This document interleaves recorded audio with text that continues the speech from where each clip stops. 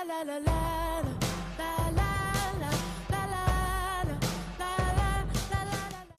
hey everybody, here we are at the morning show, and today there is a very special guest with us. Just for you guys, the phantom of one of the most important American authors of the 20th century, John Steinbeck.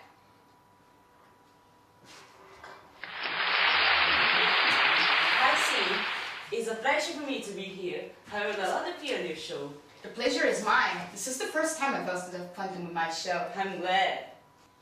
When you first appeared in my office, I really thought they had to shut me in an hospital, but now I might ask you something. How does it feel to be a ghost? Ah, good. It's like being dead, you know. Well, it's kind of a weird feeling. You're the same, but you can fluctuate everywhere and you also feel much lighter. Really? Oh my god, if it's like that, I hope to be a ghost soon. Anyway, I noticed the world has changed so much since I died. Yeah, there has been such a huge wave of innovation lately. I think it's cool, but gospel is the present of the times. We have our own ghost iPhones and also Facebook. When you say, you know what, I enjoy Facebook. Taking a part, I have to congratulate you. I know you won the National Book Award and the Pulitzer Prize. How did you feel? Oh well, I was so excited at the time. Those were two important prizes for a writer. It was like living in a dream. And you also won a Nobel Prize for Literature, didn't you? Yeah, I did. I really appreciate to receive such a major prize. Have you googled me by any chance? Sorry? Have you googled me? What? I can't hear you. Have you searched my name on Google? No, of course I didn't. Why do you think so? You know plenty of things about me, and you are how old? 80? Almost. Well, let's talk about your career now. How many books did you write? Lots, really lots of books. And which one are we going to discuss today? The Grapes of Wrath. It is about a family of tenant farmers living in Oklahoma during the Great Depression of the 30s. Okay, just wait. Is the Great Depression that period that went on from the late 20s and lasted more or less till the early 40s, where there was a big economic crisis?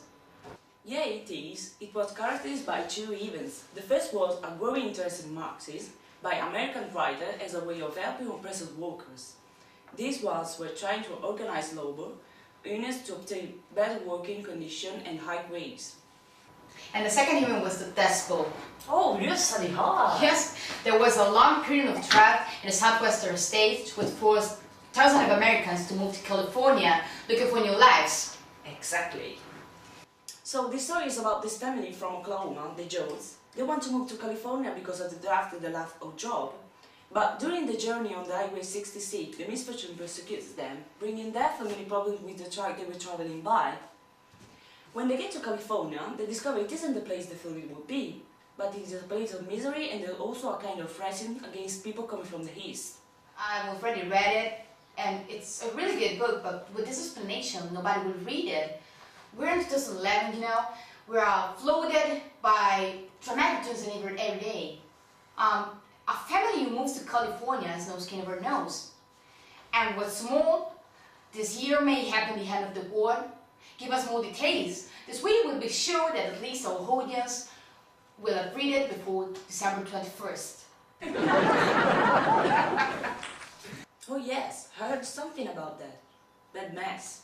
Anyway, so there is Tom Joad, who has just come back to the place where his family lives, after being set of prison. On his journey home, he meets Jim Casey, who is a preacher, but he waves his word as a churchman. When they get to the place, they discover that Tom's family had moved to Tom's uncle because the owners of the land, where the Joad usually worked, had forced them to leave it because of the lack of production. When they arrive, they find out the family is packing up its things to move to California, seen as a place full of job and night wages. And both of them decide to join the Joad family, composed by Ma Joad, Pa Joad, who are Tom's parents. Then there is Grandma, Grandpa, Tom's brothers, Hal and Noah Joad, Ruthie, Winfield, Rosashan, and many others. Is there a main character? Actually, there's not a main character, but everyone has his or her own role in the story. Take Ma, for example. She tried to instill serenity in the family, or Tom, who is on parole, and tried to protect and love people. And Please forgive me if I interrupt you every time, but I just want to make sure that we all know what pion parole is. When a prisoner is released before the expiration of the sentence for good behavior is on parole.